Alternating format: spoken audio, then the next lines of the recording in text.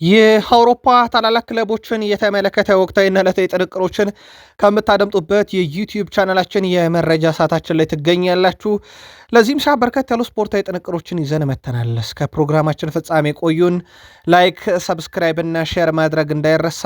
በሀሳብ መስጫ ሳጥናችን ላይ ሀሳብ አስተያየታችሁን እንደ ሁልጊዜው ዛሬም ልታጋሩን ትችላላችሁ። በነገራችን ላይ የእናንተ ሀሳብ መስጫ ሳጥናችን ላይ ከተላኩ መልእክቶች ውስጥም አንድ ልዩ መረጃም ዛሬ አካተን ይዘን መተናልና እንደ ግብዓት እንጠቀማቸዋለን።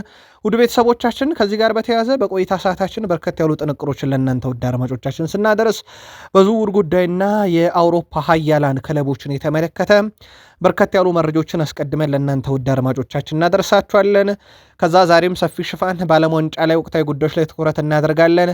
የተመረጡትን ብቻ ይዘን መተናል። በርካታ መረጃዎች ናቸው። ያው ወቅቱ የዓለም ዋንጫ ስለሆነ የተመራረጡ ጉዳዮች አሉ፣ እናነሳቸዋለን። የእናንተን በሀሳብ መስጫ ሳጥናችን ላይ የተመለከትናቸውንም እንዲሁ መረጃዎች በዚህኛውም ጥንቅራችን አካተን ይዘን መተናል።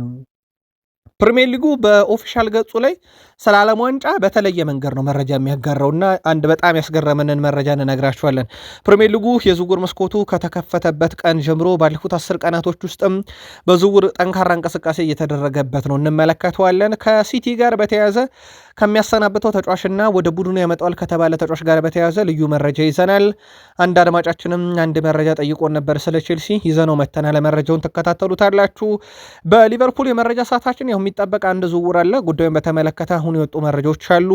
የሊቨርፑል ተጫዋቾችን የተመለከተ ወቅታዊ መረጃ፣ የቡድን ዜናና ለየት ያለ ጥንቅር አሰናድተናል።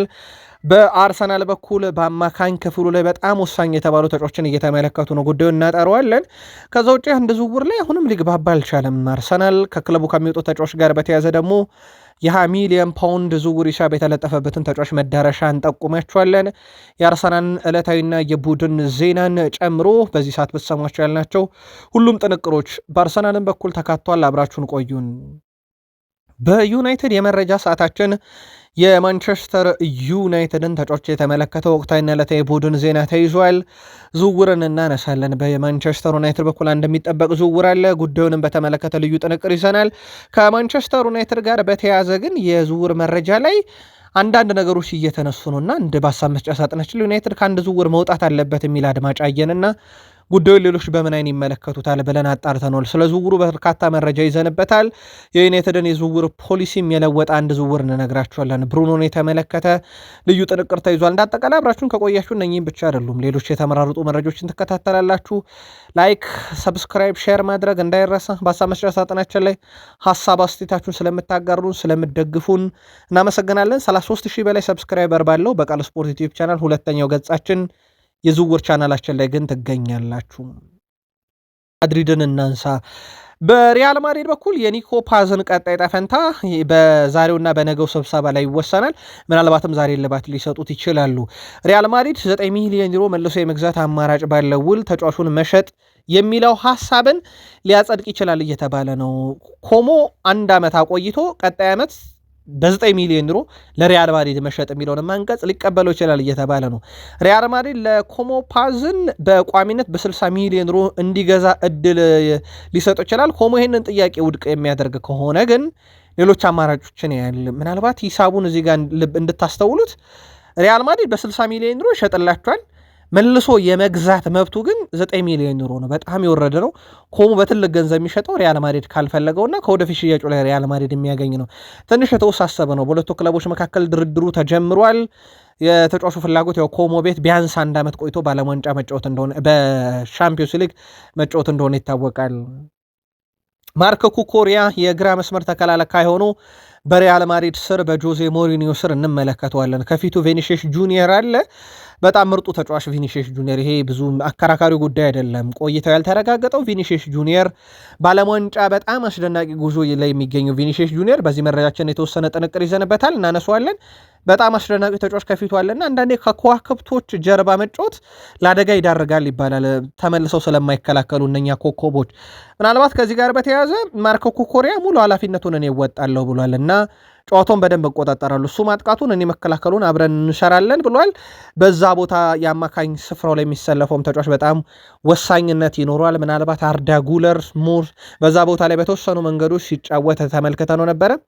እኔ እወጣዋለሁ ብሏል ማርክ ኩኮሪያ በሪያል ማድሪድ ቤት አንዱ ከጓጓበት ነገርም የሻምፒዮንስ ሊግ ጨዋታን መጫወት ነው ብሏል። በዛ ቡድን ውስጥ ማድሪድ እንዴት ጨዋታዎችን እንደሚያሸንፍ በቴሌቪዥን ነበር ማየው።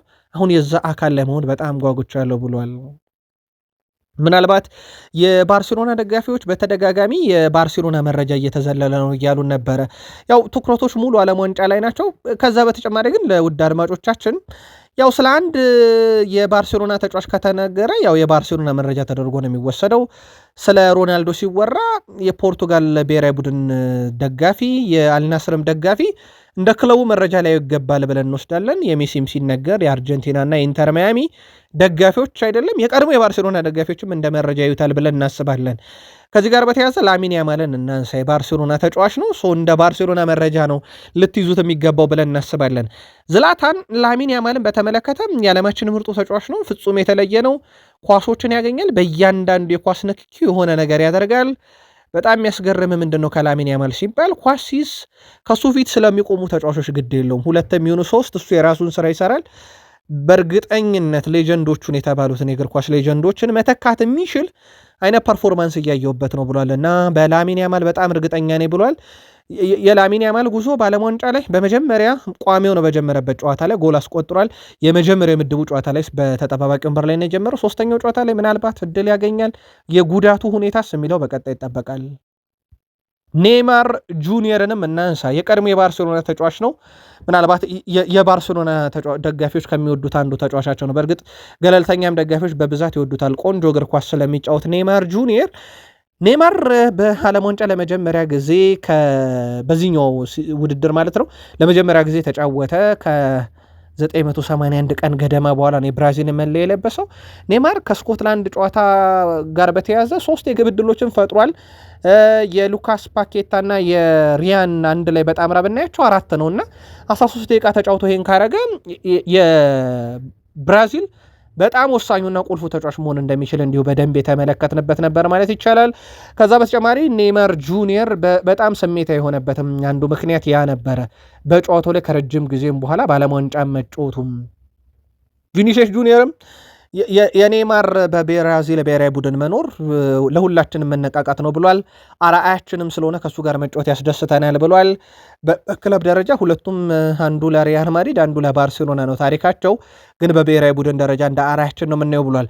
ቪኒሲየስ ጁኒየር ያው ከ2002 በኋላ በሶስቱም የምድብ ጨዋታ ጎል ያስቆጠረ የመጀመሪያው ብራዚላዊ ነው። ምናልባት የመጀመሪያው ሳይሆን የመጀመሪያው ብራዚላዊ ነው። አንድ ሌላም ተጫዋች ስላለ ነው። አድማጫችን ነው መረጃውን የላከልን፣ እንመለስበታለን። አድማጫችንም ላይ 2002 ላይ ሮናልዶ ናዛሪዮ ዴሌማ እና ሪቫልዶ ነበሩ ያደረጉት።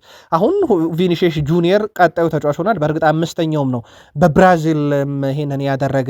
ቪኒሲየስ ጁኒየር በ3 የምድብ ጨዋታ 3 ጎል በ3 የምድብ ጨዋታ ደግሞ 3 ጊዜ የጨዋታ ኮከብ ሲባል ክርስቲያኖ ሮናልዶ 2010 የፊፋ ዓለም ዋንጫ የምድብ ጨዋታ የጨዋታ ኮከብ በመባል የተመረጠ የመጀመሪያው የሪያል ማድሪድ ተጫዋች ሆኗል።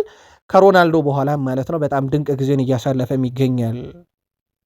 የዓለም ዋንጫ ከፍተኛ ግብ አስቆጣሪነቱ ያው በሜሲ እጅ ነው ያለው፣ 5 ግብ አለው። ግን ቪኒሲየስ ደርሷል 4፣ ኬሊያን ምባፔም 4 አለው፣ ሃላንድ 4 አለው፣ ዴኒስ ዙንዳፍ ዛሬ ሰፊ ሽፋን የምንሰጠው ተጫዋች ነው 3 አለው። በጣም ድንቅ ጊዜን እያሳለፈ ነው ቪኒሲየስ ጁኒየር። እንደ አጠቃላይ ብራዚል በእርግጥ ከ1978 በኋላ በተሳተፈችባቸው ሁሉም የዓለም ዋንጫ ጨዋታዎች ምድቧን በመሪነትም ጭምር ነው ማጠናቀቅ የቻለችው። በነገራችን ላይ በጣም አስደናቂ ጉዞ ላይ ትገኛለች። ከዚህ በኋላ ነው የብራዚል ፈተናዎች በብዙ የዓለም ዋንጫ ላይ እየገጠማት የነበረው። በተለይም በጊዜ በተሰናበተችባቸው በጀርመን 7 ጎል የተቆጠረባትን ጨምሮ ክስተት ከነበረ ነገር ካልን ደግሞ የብራዚል ብሔራዊ ቡድን ከስኮትላንድ ጨዋታ በነበረባትና ድል ባረገችበት ሰዓት አንድ ደጋፊ የአር9 ወይም የሮናልዶ ናዛሪዮ ዴሌማን የፀጉር ቁርጥ ተቆርጦት መጥቶ ነበረ። መነጋገሪያው ነበር። ካሜራ ሁለቱንም በምስል እንዲሁ ሲያሳየንም እንደነበር ይታወቃል። ወደ አድማጫችን መረጃ እንመለስ። በነገራችን ላይ መረጃውን አድማጫችን ነው ቀድሞ ያጋራን ከሌሎች ታማኝ የዜና ምንጮቻችን ከመሰብሰባችን በፊት። አድማጫችንም ኢስማኤል ሳባሪ የሞሮኮ ተጫዋች በዚህኛው የዓለም ዋንጫ በ3ቱም የምድብ ጨዋታ ጎል አስቆጥሯል ብሎ ልኮልን ነበር። ሳናመሰግን አናልፍም። እውነት ነው። ከኔይማር ጁኒየር በተጨማሪ ብራዚል ላይ፣ ስኮትላንድ ላይ፣ ሃይቲ ላይ የሞሮኮ የፊት መስመር ተጫዋች ኢስማኤል ሳባሪ ግቦችን አስቆጥሯል። ያውም በጣም አስደናቂ የሚባሉ ግቦችን ነው። ትንሽ መረጃ በዛውን ጨምርላችሁ። ኢስማኤል ሳባሪ ማለት አፍሪካዊ ተጫዋች ሆኖ የዓለም ዋንጫ ላይ 3 ጎሎችን ያስቆጠረ ሌላኛው ተጫዋች ሆኗል። አሳሞah Gyan በ2010 የደቡብ አፍሪካ የዓለም ዋንጫ ጋና የአፍሪካን ኩራት በነበረችበት ግን ሱዋሬዝ በጣላት ጊዜ በጣም የተቆጨንበት ጊዜ ነበረና ያን አሳሞah Gyan 3 ጎሎች ነበሩት። የኢስማኤል ሳባሪ ለየት የሚያደርገው ገና በምድብ ጨዋታ ነው። ስለዚህ አንድ ተጨማሪ ግብ ያስቆጠር ሪካርዱን ከአሳሞah Gyanንም መውሰድ ይችላል። ዴኒዝ ኡንዳቭን እናንሳ። በዚህ ዓለም ዋንጫ ላይ ሜሲ የሆነ ነገር ቢያደርግ የሚጠበቅ ነው። ሮናልዶ የሆነ ነገር እንዲያደርግ የሚጠበቅ ነው።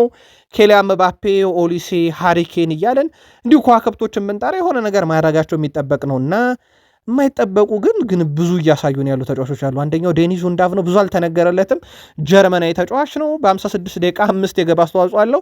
በነገራችን ላይ በግብ አስተዋጽኦም ትልቁ ነው የእሱ 5 የግብ አስተዋጽኦ ጎል ሲደመር አሲስት ማለት ነው። ጥቂት ነገር እንበላችሁ ስለዚህ ተጫዋች ግን በጣም ስላስገረመኝ ነው። ምንም ጀርመናዊ አጥቂ ዴኒዝ ኡንዳቭ በዓለም ዋንጫውም ጎልቶ ከታዩት ውስጥ ይጠቀሳል። ዴኒዝ ኡንዳቭ እዚህ ለመድረስ ፈታኝ የእግር ኳስ ሕይወት አሳልፈዋል ከሚባሉት ውስጥ ነው። ተጫዋቹ ታዳጊ እያለ በጣም አጭር ነው በሚል ምክንያት ከወርደር ብሬመን የተባረረ ነው። ኡንዳቭ በታችኛው ሊግ እርከን እየተጫወተ በትርፍ ሰዓቱ ደግሞ ፋብሪካ ውስጥ ይሰራ የነበረ ተጫዋች ነው። በኋላም የቤልጂየሙን ክለብ ዩኒየን ሴንት ግሎሲን ተቀላቀለ። በ39 ጨዋታ 26 ጎል አስቆጠረ። በብራይተን በነበረው ቆይታ በጣም አስቸጋሪ ነበረ። በ30 ጨዋታ 5 ጎል ነበረው። ተጫዋቹ ወደ ስቱትጋርት በማቅናት ራሱን ከቡንደስሊጋው ምርጥ አጥቂዎች አንዱ አድርጎታል። ወደ ብሔራዊ ቡድንም የተጠራው በዛ በስቱትጋርት ፐርፎርማንሱ ነበረ። በ56 ደቂቃ እንግዲህ 5 የጎል አስተዋጽኦ አለው። ለወርቅ ጫማ እየተፋለመ ነው። ለጀርመን 432 ደቂቃ ብቻ የተሰልፎ የተጫወተ ተጫዋች ነው። ኡንዳቭ 9 ግቦችን አስቆጥሮ 4 አለው እንዳጠቃላይ ደግሞ በጀርመን ውስጥና ብዙ ያልተነገረለት ግን በጣም አስደናቂ ተጫዋች ምናልባት በዓለም ዋንጫ እያየን እንዳልኳችሁ ሌሎቹ ሌጀንዶች በጣም ስለሚጠበቁ ሰፊ የሚዲያ ሽፋንም እንደሚያገኙ ይታወቃል። የዴኒዝ ኡንዳቭ ባይነገርም በዚሁ የመረጃ ሰዓታችን በጣም ያስገረመኝ ተጫዋችም ስለሆነ ነው መረጃውን አሰባስቤ ያመጣሁት። የ40 ዓመቱ ጀርመናዊ ግብ ጠባቂ ማኑኤል ኑየርም በጣም ድንቅ ጊዜን እያሳለፈ ነው። 5ኛ የዓለም ዋንጫው ነው። የሙኒኩ ግብ ጠባቂ በጀርመን ባለፉት 2 የምድብ ጨዋታ ኩራሳኦ እና ኮት ዲቫርን ስትረታ በቋሚነት የጀመረ ሲሆን ይህም አዲስ ክብረ ወሰን ይዞለት መጥቷል። በ20 የዓለም ዋንጫ ጨዋታ ላይ በመሰለፍ በፈረንሳይ ግብ ጠባቂ ሁጎ ሎሪስ ተይዞ የነበረው ሪካርድ በአንድ አሻሽሎታል። ይህም ከቀድሞ የሀገሩ ልጅ ሴፕ ማየር የተሻለ ቦታ ላይ እንዲቀመጥ አድርጎታል በግብ ጠባቂ። በሌላ በኩል ማኑኤል ኑየር አዲስ ክብረ ወሰንም አስመዝግቧል። ከዚህ ቀደም ጀርመናዊ ሉተር ማቲያስ በ40 ዓመት ከ79 ቀኑ ላይ ሆኖ ነበረ በዓለም ዋንጫ መድረክ ላይ በመሳተፍ ይዞት የነበረው። አሁን ጀርመናዊ ማኑኤል ኑየር ይህንን አሻሽሎታል። ቢያንስ በ40 ዓመት ከ84 ቀን ወይም 5 ቀን አሻሽሎታልና ይህም ሪካርድ ነው። ማኑኤል ኑየር በዚህ ዓለም ዋንጫ ይጠራል ተብሎ አልተጠበቀም ነበረም። ከጀርመን ብሔራዊ ቡድንም ራሱን እንዳገለለ ሰምተን ነበር። በኋላም ላይ ዩሊያን ኔግልስማን ጠርተውት የግብ ዘብ አድርገውት እያጫወቱት ይገኛሉ በጀርመን ብሔራዊ ቡድን።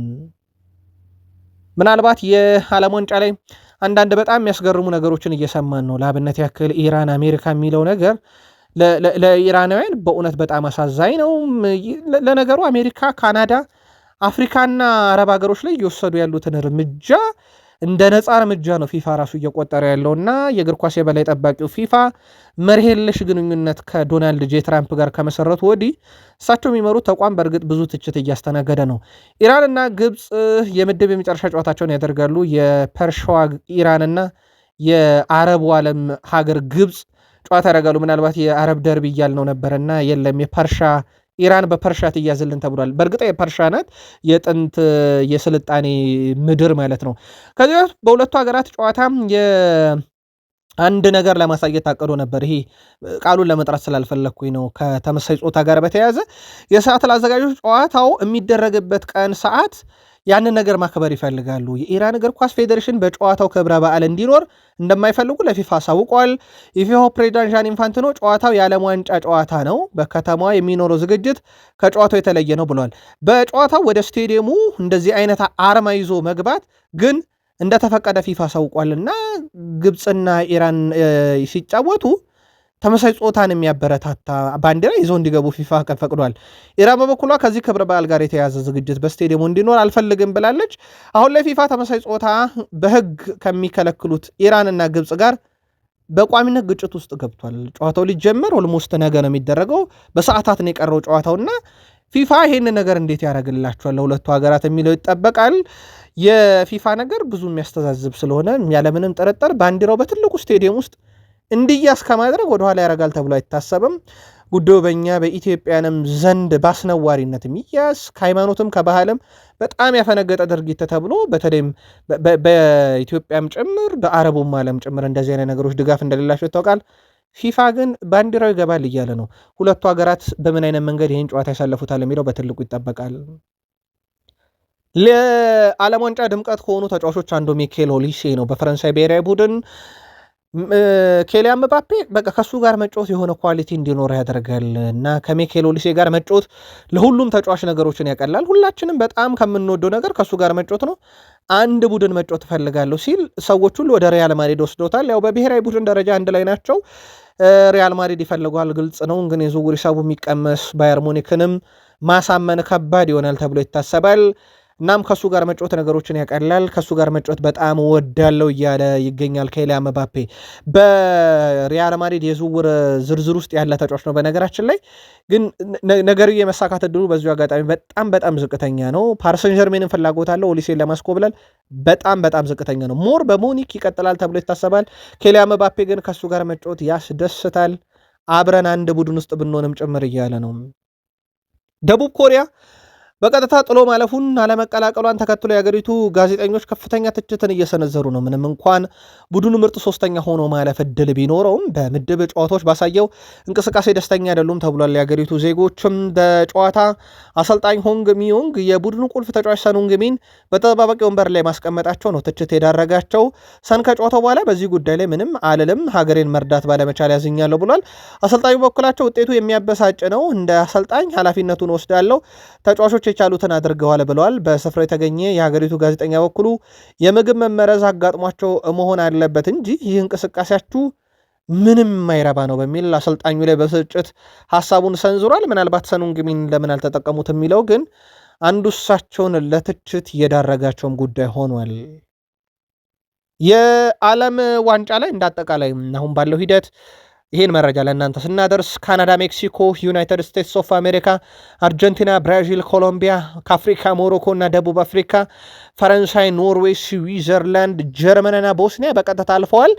የሜክሲኮ ለየት ያለ አስተላለፍ ነው ያለፈችው። በነገራችን ላይ በዓለም ዋንጫ ታሪክ አንድም የምድብ ጨዋታ ላይ ጎል ሳታስተናግድ ወደ ዓለም ዋንጫ ያለፈች ስድስተኛው ሀገር ሆናለች። ከዚህ በፊት ኔዘርላንድ 1974፣ ብራዚል 1986፣ ጣሊያን 1990፣ አርጀንቲና 1998፣ ኡራጋይ 2018 ከምድባቸው አንድም ጎል ሳይቆጠርባቸው ካለፉ በኋላ ሜክሲኮም ከምድቧ አንድም ግብ ሳይቆጠርባት በሙሉ 9 ነጥብ ድል አድርጋም ጭምር ነው ያለፈችው።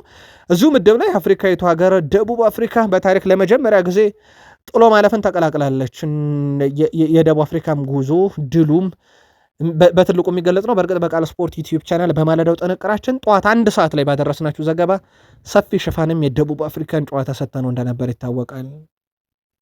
ወደ እንግሊዝ ፕሪሚየር ሊግ መረጃችን እንሻገር። የእንግሊዝ ፕሪሚየር ሊግ መረጃችንን ለየት ባለ ጥንቅር ነው የምንጀምረው። እናንተ ግን ከኛ ጋር ካላችሁ ላይክ አድርጉን፣ አበረታቱን። በሀሳብ መስጫ ሳጥናችን ላይ የምጽፉልን ሁሉ እናነባቸዋለን። መረጃዎቹን አሰባስበንም እናመጣለን። ጥያቄዎች ሲኖሩ በአንድ ጊዜ ቢሆንም አሰባስበን ግን እንደምናመጣ ይታወቃል። የሁላችሁንም ሀሳብ እናያለን። 33,000 ሰብስክራይበር ደርሰናል። በዚህኛው ለ50,000 በቃል ስፖርት ዋናው ቻናላችን ለ100,000 እየሰራን ነው። የፕሪሚየር ሊጉን መረጃ ከፕሪሚየር ሊጉ ኦፊሻል ገጽ ካገኘነው መረጃ እንጀምር። ፕሪሚየር ሊጉ በእያንዳንዱ ጨዋታ ላይ መረጃዎችን ያወጣል። በዓለም ዋንጫ ላይ ግን መረጃ ሲወጣ የራሱን ተጫዋች ብቻ ነጥሎ ነው የሚያመጣው። ለአብነት ያክል ስዊዘርላንድ እና ካናዳ በምድባቸው አንደኛና ሁለተኛ ሆነው ወደ 32 ጥሎ ማለፍ ሲገቡ ፕሪሚየር ሊጉ በኦፊሻል ገጹ ላይ መጣና የኔው የፕሪሚየር ሊግ ተጫዋቾች ወደ 32 ውስጥ ገብተዋል። ስዊዘርላንድ እና ካናዳ ሲጫወቱ እነሱም ግራኒት ዣካ፣ ዳን ንዶዬ፣ ኖሃ ኦካፎር ከስዊዘርላንድ በኩል፣ በካናዳ በኩል ኦን ጉድማን፣ ሉክ ዲ ፈርጉላስ እንዲሁም ላሚ ሚለር ወደ 32 ውስጥ ገብተዋል ብሎ እንጂ የዘገበው ስዊዘርላንድ እና ካናዳ አለፉ ብሎ አልዘገበም። ይልቁንስ ተጫዋቾቹን ብቻ በስም ጠርቶ ከኔ ጋር ያሉ ተጫዋቾች በፕሪሚየር ሊግ ያሉ ተጫዋቾች አለፉ የሚል ልዩ ዘገባ ነበር ፕሪሚየር ሊጉ የሰራው። አስቶን ቪላ ልክ እንደ ቶትንሃም ምናልባት በፕሪሚየር ሊጉ ቶትንሃም ሞር በጣም አክቲቭሊ እየተሳተፈ ነው ዝውውር ላይ። በማለዳው ጥንቅራችን ተራውን ለቶትንሃም ሰጥተን ሰፊ ሽፋን አድርሰናችሁ ነበር። በዚህኛው ቪላን እንስጥ። የቪላና የቶትንሃም ደጋፊዎች ቁጥራቸው በርከት ብሏል። ምናልባት የቪላና የቶትንሃም ይጠበቃል፣ ግን የፓላስና የኤቨርተንም ደጋፊዎች ገጥመውናል። በሀሳብ መስጫ ሳጥናችን ላይ ቪላ ላይ ትኩረት እናደርግ። ቪላ የ29 ዓመቱን ጀረድ ቦንን ለማምጣት የሚያደርገውን ጥረት አሁንም አጠናክሮ ቀጥሏል። ኡናይ ኤምሬ የ29 ዓመቱን ተጫዋች የገላቸው ማድረግ ይፈልጋሉ። ዌስትሃም ዩናይትድ ግን ይህን ተጫዋች ለመሸጥ ያቀረቡት ገንዘብ በጣም ከፍ ያለ ነው። ከእድሜው አንጻር እስከ 50 ሚሊዮን ፓውንድ በላይ እንግዲህ ወደ ፕሪሚየር ሊጉ ለመመለስ ይህን ተጫዋች ያስፈልጋል እየተባለ ነው። ተጫዋቹ በግሉ ይፈልጋል። ቪላ ሻምፒዮንስ ሊግ ተሳታፊ ነው። ዌስትሃም ሻምፒዮንሺፕ ተሳታፊ ነው እና ፍጹም የተለያየ ዓለም ውስጥ ያሉ ሁለት ቡድኖች ናቸው እና ተጫዋቹን ከዌስትሃም ለማምጣት በግል ብዙ ችግር የማይገጥመው አስቶን ቪላ ከዌስትሃም ጋር ግን በገንዘብ ጉዳይ ልዩነት ተፈጥሯል። መረጃው ስካይ ስፖርት ነው። ሼፊልድ ዩናይትድ ከዝውውር ጋር በተያያዘ የሲቲውን ተጫዋች ዳግም ማስፈረም ይፈልጋሉ። ሼፊልድ ዩናይትድ አጫውቶት ነበረ ከዚህ በፊት። ዳግም ማስፈረም የሚፈልጉት ካልቨን ፊሊፕስን ነው።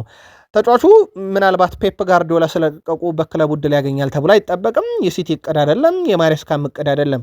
የአማካይ ስፍራው ተጫዋች በዚህ ዓመት ሙሉ ለሙሉ በቋሚነትም ሲቲን ይለቃል ተብሎ ነው የሚጠበቀው። ከዚህ ጋር በተያያዘ ማንቸስተር ሲቲዎች ተጫዋቹ በቀጣይነት በቋሚነት እንዲለቅ ፍቃድ ሰጥተው ከገዦች ጋርም ለመደራደር ዝግጁ እንደሆኑ ይታወቃል። ፉትቦል ኢንሳይደርም እንዳስነበበው ከሆነ አሁን ለሼፊልድ ዩናይትዶች ይህን ተጫዋች ከሲቲ ለመውሰድ በተሻለ እንቅስቃሴ እያደረገ የሚገኝም ክለብ ነው። የማሎ ጉስቶን ዝውውር በተመለከተም ያው የፓሌስትሪን ጉዳይ አልቋል።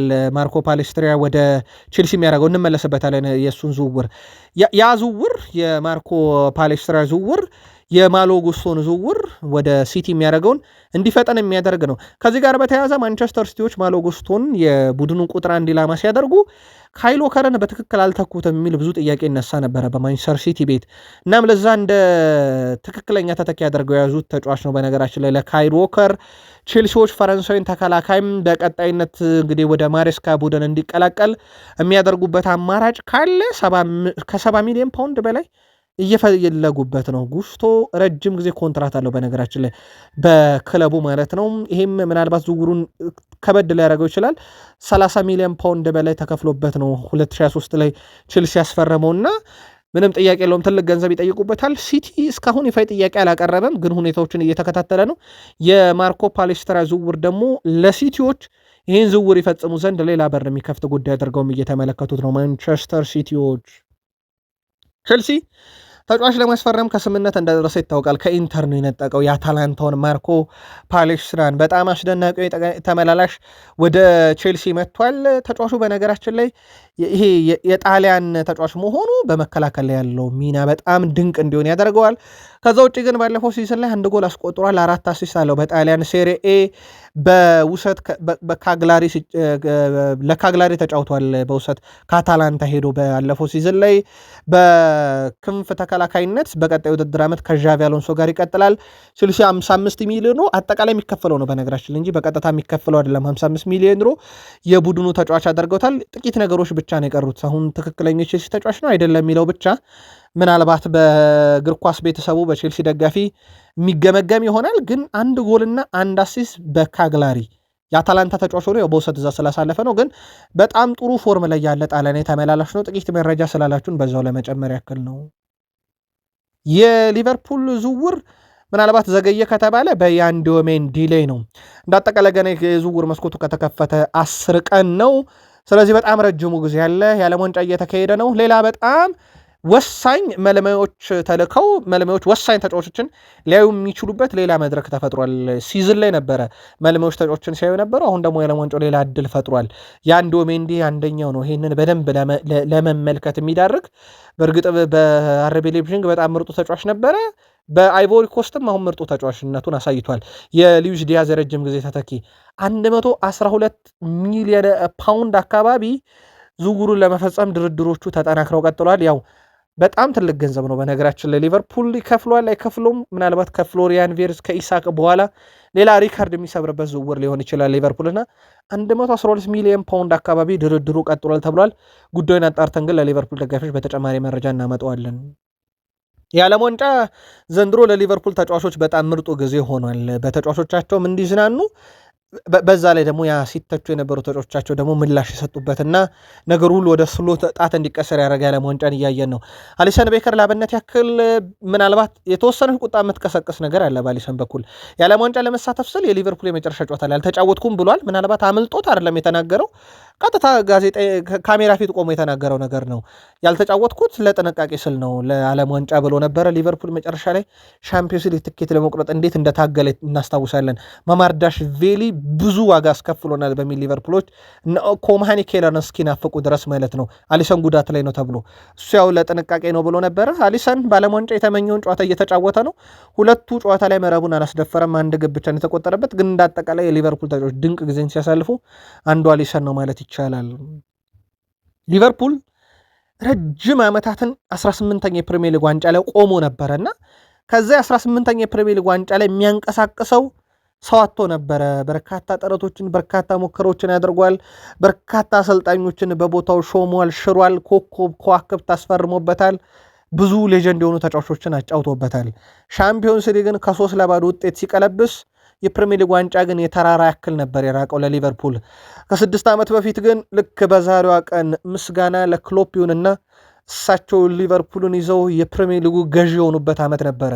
ከ6 ዓመት በፊት ሊቨርፑል 19ኛውን የፕሪሚየር ሊግ ዋንጫ ከፍ አድርጎ የሳመበት ነው። በርካቶች ክሎፕን አሁን ከልባቸው የማያወጡት ሊቨርፑላውያን በዚህኛው ምክንያት ነው። ከ18ኛ ዋንጫቸው ፈቅ ንቅንቅ ያደረጓቸው እሳቸው ናቸውና በእርግጥ የእሳቸው የእግር ኳስ ፍልስፍናም ሊቨርፑልን ገለልተኛ ደጋፊ ጭምር እንዲወደው ያደረገ እንደነበረ ይታወቃል። ለዚህ በጣም ቅርቡ የሲቲው ኮከብ አሁን እንኳን ለቋል፣ ማድሪድ ገብቷል። ቤርናንዶ ሲልቫ አንፊልድ በፕሪሚየር ሊግ ሁሉ ለየት ያለ ምርጡ ድባብ ያለበት ስቴዲየም ነው ብለዋል። ለዚህ ድባብን መመለስ ምንም ጥያቄ የለውም። ክሎፕ ትልቁን ኃላፊነት የሚወስዱት ሰው ናቸው ማለት ይቻላል። እውነቱን አስታውሱ ሊቨርፑልን 6 ዓመት ወደኋላ መለስ ብላችሁ። አርሰናል በዝውውር መስኮቱ ላይ በርካታ አማራጮችን እያየ ነው። ዘግይቷል የሚሉ ነገሮች አሉ። ግን ያው በጣም በጥንቃቄ የተሞላበትና ለአርሰናል የሚመጥን ምክንያቱም ሻምፒዮን የሆነ ቡድን ነው። ስለዚህ የሚመጣ ተጫዋች ሁሉ ቡድን ውስጥ ገና የሚላመድ ሳይሆን ለቀጣይም ሻምፒዮን ለመሆን ደረጃውን ላለማጣት የሚጫወተውን አርሰናልን ነው የሚቀላቀሉትና ለዛ በጣም ጥንቃቄ የተሞላበት ስራዎችን እየሰራ ነው የሚለው ነገር በትልቁ እየተነሳ ነው። ከዚህ ጋር በተያያዘ አርሰናል በመለሞቹ በኩል እያየ ነው። የአማካኝ ስፍራው ላይ የስፖርቲንግ ሊዝበኑን ሞርተን ሆልመንድን እየተከታተሉ ነው። በእርግጥ በርካታ ክለቦች እያዩት ነው ተብሏል። አርሰናል ሁኔታውን እየተከታተለ ነው። በተጫዋቹ ጉዳይ ላይ መረጃው የፖርቱጋል መገናኛ ብዙሃንም ነው። አርሰናል የኒኮ ፓዝን ሁኔታ እየተከታተለ ነው። አንድ ነገር ግን እንንገራችሁ በኒኮ ፓዝ ላይ በእርግጥ መግቢያችን ላይ ከተከታተላችሁት ወይም መግቢያችን ላይ ይህን ዜና ከሰማችሁት ዛሬና ነገር የሪያል ማድሪድ ውሳኔ ይወሰናል። የሪያል ማድሪድ ውሳኔ ኮሙን ያሳምናል ተብሎ አይጠበቅም። ስለዚህ ያለው ምርጫ ምናልባት አርሰናሎች አሁን አንድ እየጠበቁት ያሉት ነገር ሪያል ማድሪድ ተጫዋቹን ይገዛውና ይሸጧል የሚል ነው። ማድሪድ የሚሸጠው በእርግጥ በተወሰነ መንገድ መልሶ የመግዛት አማራጭን አካቶ ነው። አርሰናሎች ሁኔታውን እየተከታተሉ ነው። በጣም አስደናቂ ተጫዋች በሚኬል ማርቲያን አርቴታ ይወደዳልና ወደ ቡድኑ እንዲመጣ የማድሪድና የኮሞን ውይይት እየጠበቁ ነው ተብሏል። አርሰናል ሌላኛው አርሰናል በጀርሚ ሞንጋ ጉዳይ ላይ ከሌስተር ሲቲ ጋር ሌስተር ሊሸጡላቸው ተስማምተዋል። ያልተስማሙት ግን አሁንም በሂሳቡ ነው። ሌስተር ሲቲ 10 ሚሊዮን ፓውንድ እና የወደፊት ሽያጭ ዋጋው የሚካፈል 15% በላይ ድርሻ ይፈልጋል። አርሰናል ከዚህ በታች ያነሰ ገንዘብ ነው። ተጫዋቹ ፍቃድ ሰጥቷል። ሌስተርም ለመሸጥ ተስማምቷል። ዋጋው ላይ ግን አሁንም መስማማት አልቻሉም። ከአርሰናል ከሚለቁ ተጫዋቾች ጋር በተያያዘ አርሰናል ገዢ የሚጠብቅበት ተጫዋች አለ። የፊት መስመር አጥቂው ጋብሪኤል ጀሱስ። በማለዳውም ጥንቅራችን ቪክተር ዮኬሬሽ ሲደመር ገንዘብ ለአትሌቲኮ ቀርቦ ኢሊያን አልቫሬስ ከሚመጣብን ጋብሪኤል ጀሱስ ሲደመር ገንዘብ ያዋጣናል እያሉ ነው አርሰናላውያን። ያው ምክንያቱን ነግረናችኋል። ቪክተር ዮኬሬሽ የሚኬል ማርቲያን አርቴታ ምርጫ ሳይሆን የአንድሪያ ቤርታ ምርጫ ነው ወደ ቡድኑም የመጣው። ምናልባት አርቴታ ልባቸው ላይ ራራ ይችላል አልቫሬዝን የሚያገኙበት ከሆነ ያ መንገድ ያልናችሁም ለዛ ነበረ። አርሰናል ከ20 እስከ 25 ሚሊዮን ፓውንድ ነው የተጠፈበት ጋብሪኤል ጀሱስ ላይ። አሁን ላይ በፈላጊ ደረጃ በጣም በስፋት አለ የተባለው ኤቨርተን ነው። ኤቨርተኖች ተጫዋቹ ሁኔታ በስፋት እየተከታተሉ ነው። ከዛ ውጭ ኤቨርተኖች አንድ ነገር ይፈልጋሉ ከአርሰናል የዝውውር ሂሳቡ እንዲቀነስላቸው 20 ሚሊዮን ፓውንዱ። ሌላው ግን ከተጫዋቹ የሚፈልጉት ነገር አለ። ለኤቨርተን የሚጮት ከሆነ በአርሰናል የሚከፈለው 265,000 ፓውንድ አይከፍሉትም እና ያንን በብዙ ጥፍ እንዲቀንስ ይፈልጋሉ። በአርሰናል ይለቃሉ የተባሉትም በነገራችን ላይ ቤን ዋይት በክለቡ ይለቃል ተብሎ የሚታሰበው የእሱንም ስም እዛው ኤቨርተን ቤት እየሰማን ነው። በሱ ቦታ ላይ ያው ቲምበር ኮንትራቱን ያራዝማል። ሌሎች ተጫዋቾችን አርሰናል ያመጣል ተብሎ የሚታሰበው ሌቨርሜንቶ ነበር፣ ያው በጉዳቱ ምክንያት ተሰርዟል። ሌሎችንም እያየ ነው። የአርሰናል ተጫዋቾች በዓለም ዋንጫ እንመልከታቸው። የጋብርኤል ማጋሌሽና የማርቲኔሊ ሀገር ብራዚል ስኮትላንድን ድል አድርጋ ወደ 32 ውስጥ ገብታለች። ማጋሌሽ ያው ሙሉ 90 ደቂቃውን፣ ማርቲኔሊ 66 ደቂቃ ያክል ተቀይሮ ገብቶ ተጫውቷል። የቪኒሽስ ጁኒየርና የኩኛ ግቦች አሸናፊ ሲያደርጉት ጋብርኤል ማጋሌሽ ብራዚል ስኮትላንድን ባሸነፈችበት ጨዋታ ላይ 90 ደቂቃ ሲጫወት 95% ኳስ የማቀበል ስኬት ነበረው። 107 ኳስ ነክቷል ማጋሌሽ። እንዲሁም በአየር ላይና በመሬት ላይ ግንኙነቶች 5-5 አሸንፏል። በተከላካይ መስመር ላይ አየሩንም መሬቱንም ተቆጣጥሮት ነበር ማለት ይቻላል ማጋሌሽ እና በጣም አስደናቂ የዓለም ዋንጫን ከአርሰናል ተጫዋች መካከል እያሳለፉ ከሚገኙት ውስጥ ይጠቀሳል። አርሰናልን ሌላ የሚጠብቁት በዓለም ዋንጫ ላይ ከሃቨርዝን ጀርመን ከኢኳዶር ሲጫወቱ ከዛ ፔሮ ሄንካፔን በተቃራኑ ይፋለማሉና የአርሰናሉ አጥቂ ከሃቨርዝ ከአርሰናሉ ተከላካይ ፔሮ ሄንካፔ ይፋለማሉ። ከዛ ውጭ ቪክተር ዮኬሬሽን ይጠብቃሉ። አርሰናል ጃፓን ከስዊድን በሚያደርጉት ጨዋታ ላይ ከሃቨርዝ ላይ ትንሽ ቆይታ እናደርግ። ከሃቨርዝ በጀርመን ቡንደስሊጋ እየተጫወተ አይደለም፣ አሁን በአርሰናል ነው የሚጫወተው፣ በእንግሊዝ ነው እና ምናልባት ትችቶች ይበረከታሉ ብሏል። ከጀርመን ወጥተ ሌሎች ሀገሮች ላይ ስትጫወት በጀርመን ቡንደስሊጋ እንደሚጫወተው ተጫዋች ብዙ ላትደነቅ ትችላለህ ብሏል። ሃቨርዝ ለብሔራዊ ቡድን ጥቅም የለውም ጥቅም ያለው በሚል ብዙ ክርክር ይነሳልና እሱ ግን ለዚህ እንደ ክርክር የተነሳበት ከጀርመን ውጭ እንደመጫወቱ መሆኑን ተናግሮ ሰዎች ያሻቸውን መናገር ይችላሉ፣ እኔ ሙያዬን እወጣለሁም ሲል ተደምጧል። የአርሰናሉ ኮከብ ካይ ሃቨርዝ ዩናይትድ ራሽፈርድን እንደመለሰው ይታወቃል። ያው በእንግሊዝ ብሔራዊ ቡድን የሚጫወተው አሁን በዓለም ዋንጫ ላይ ግን ንብረትነቱ የዩናይትድ መሆኑ 100% ተረጋግጧል። ከጁን 15 ጀምሮ ወደ ዩናይትድ በይፋ ተመልሷል። ስለዚህ ገዢው እስኪገኝ ወይም ክለቡን እስኪለቅ ድረስ በቋሚነትም በንብረትም ደረጃ ዩናይትድ ነው። አስቀድሞ የባርሴሎና የውሰቱ ቋሚ አላደርግም ስላለ ስለዚህ ወደ ዩናይትድ ተመልሷል። በነገራችን ላይ በጣም አስገራሚ ነገር አሁንም ወደ ዩናይትድ ቢመለስም ንብረትነቱ የዩናይትድ ቢሆንም በማህበራዊ ትስስር ገጾች ላይ ማንቸስተር ዩናይትድ እንግሊዝ ስትጫወት የእኛ ተጫዋቾች የሆኑት ኮቢ ማይኖ እና ራሽፈርድ ይጫወታሉ ብሎ ማስታወቂያ ይሰራሉ በኦፊሻል ገጻቸው ላይ። ልክ እንደዛው ሁሉ እንግሊዝ ከጋና 0-0 ሲለያዩ ባርሴሎና በኦፊሻል ገጻቸው ውጤቱን ሲያሳውቁ አንቶኒ ጎርደን እና ማርከስ ራሽፎርድ የተጫወቱበት ጨዋታ ብለው ነው የለጠፉት። እንዳልኳችሁ ሁሉም የራሱን ነው የሚጠቅሰውና ባርሴሎና ለምንድን ነው ራሽፈርድን የሚጠቅሰው የሚለው ነገር ግን አሁንም ግልጽ አይደለም። በርካቶች ግን ባርሴሎና የዝውውር መስኮቱ ሊዘጋ አካባቢ ዩናይትድ አንዳች ነገር በጫና ውስጥ ከተነው ከዩናይትድ ተጫዋቹን እንወስደዋለን የሚል እቅድ ስላላቸው ነው ጭምር እያሉ ነው። ራሽፈርድ ለሁለት ክለቦች ማስታወቂያ እየተሰራበት ነው፣ ለዩናይትድም ለባርሴሎናም። በዓለም ዋንጫ ላይ ስላለን ምናልባት ለዩናይትድ ጥቂት መረጃ እንጨምር። የዩናይትድያን በዓለም ዋንጫ ተጫዋቾችን እየተመለከቱ ነው። ሞሮኮ ስታልፍ ማዝራዊን አይተዋል። ብራዚል ስታልፍ የአታላንታዊ ደርሰን ወደ ዩናይትድ እንደመጣ ይታወቃል። የኦልሞስት ጥቂት ስራዎች ነው የሚቀሩት። ማቲያስ ኩኛ ደግሞ ኦልሞስት የዩናይትድ ንብረት ነው። የማንቸስተር ዩናይትድ እንግዲህ ደጋፊዎች የሚያዩበት ምክንያት ነው። ምናልባት የኩኛን ጠዋት አንስተነዋል። 92% ኳስ የሚያቀበል ስኬት፣ 5 የጎል ሙከራ፣ 2 ኢላማውን ጠብቆ እንዲያስቆጠረ 13 ኳሶችን ከራሱ የሜዳ ክፍል ወደ ተቃራኒ ቡድን ይዞ ሄደ። 4 የመከላከል አስተዋጽኦን ያደረገና 3 የመሬት ላይ ግንኙነቶችን ያሸነፈ ነው። ወደ 76 ደቂቃ አካባቢ እንዲጫወት አድርገውታል። በ3 ጨዋታ 3 ጎል ደረሰ። በጣም ድንቅ ጊዜን እያሳለፈ ነው። እንዳልኳችሁ ምናልባት ይሄ የዓለም ዋንጫ ለክለቦች እድል የሰጠው በዓለም ዋንጫ ላይ ተጫዋቾችን ድጋሚ እንዲያደርጋልና ካሪክ አንዳንድ ተጫዋቾችን የት ማጫወት እንዳለበት ምናልባትም ቁልጭ የሚያደርግ የዓለም ዋንጫም በማቲያስ ኩኛ በኩል እንዲሁ እየተመለከትን ነው። ከዙር ጋር በተያያዘ ማንቸስተር ዩናይትድ ያው ግብ ጠባቂ አዲስ እንደሚያመጣ ይታወቃል። አልታይ ባይንደር ይለቃል። ኦናና የገዢ ያለ እያለ ነው ዩናይትድ። በጉጉት የሚጠብቁትም ሽያጭ ነው። ዩናይትድ ደጋፊዎች ራሱ የኦናናን ገንዘቡ የሚገኘው ሳይሆን ለቋል የሚለውን ለመስማት የሚያገኘው ገንዘብ በጣም የተጋነነ ነው። ዩናይትድ ሻምፒዮንስ ሊግ መግባቱን ተከትሎ ያው ደሞዛቸው እንዳደገ ይታወቃል።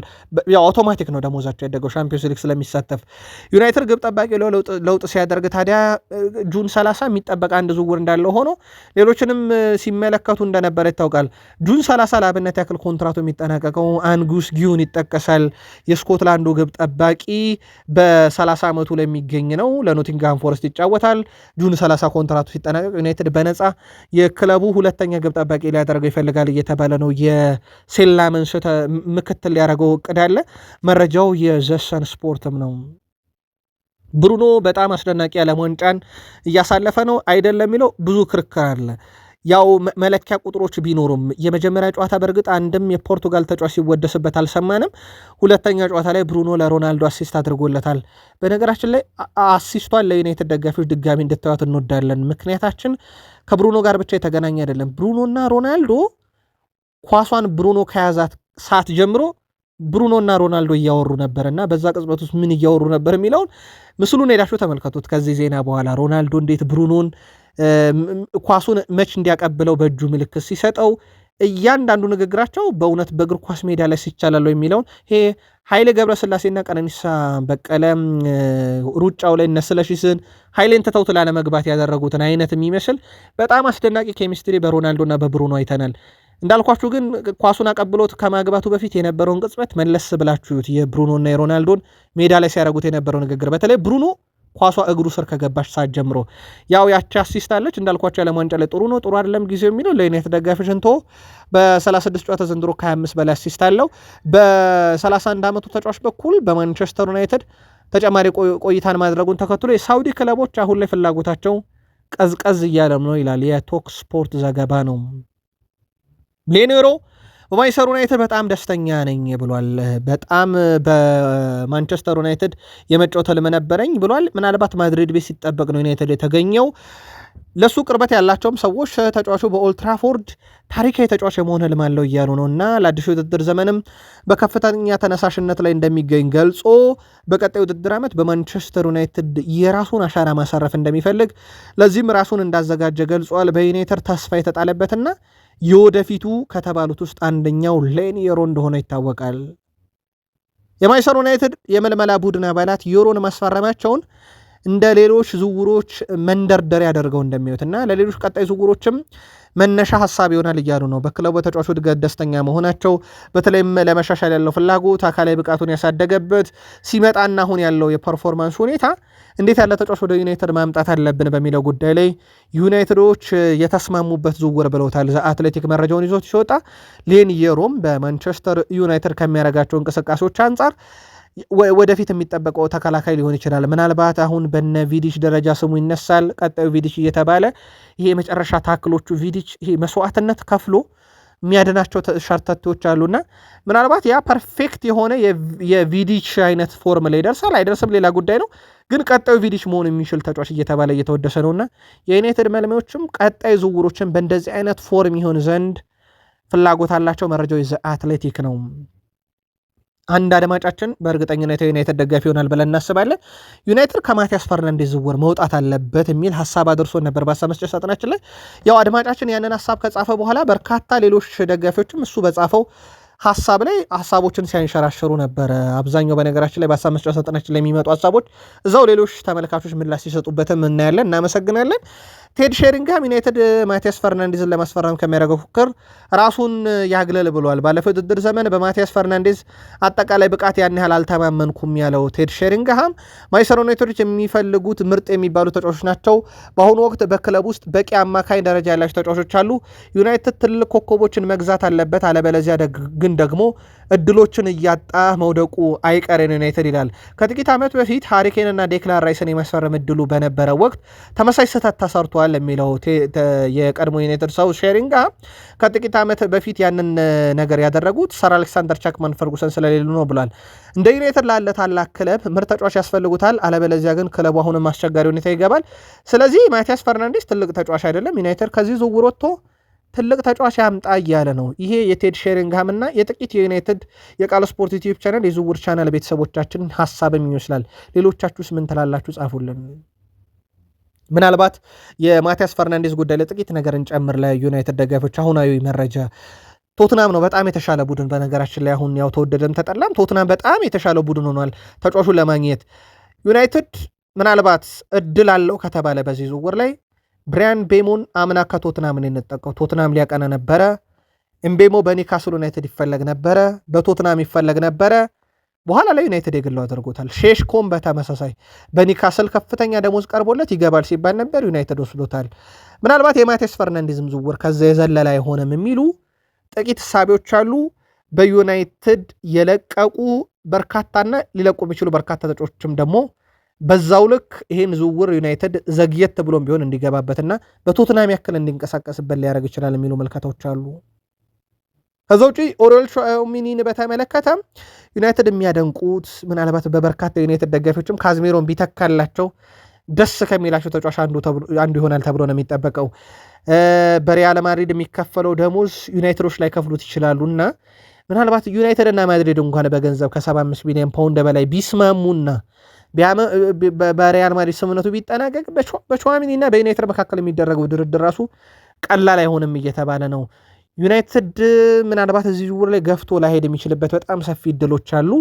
ግን ቴድ ሼሪንጋም ከሚለው አንጻር ቹዋሚኒ በጣም ደረጃውን የጠበቀ ተጫዋች ነው። በዓለም ዋንጫ እየተጫወተ ነው። ከዩናይትድ ኢላሞች ውስጥ በዓለም ዋንጫ ከሚጫወቱት ውስጥ አንደኛው ነው። ከዛ በተጨማሪ በሪያል ማድሪድ ምርጥነቱን አሳይቷል። ቢመጣ ብዙ ዩናይትዷን ይከፋቸዋል ተብሎ አይታሰብም።